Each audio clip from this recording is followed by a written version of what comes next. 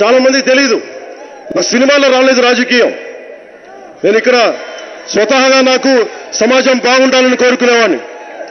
నేను ఇదే వైజాగ్లో వీధి నాటకాలు వేసేవాడిని నేర్చుకునేటప్పుడు.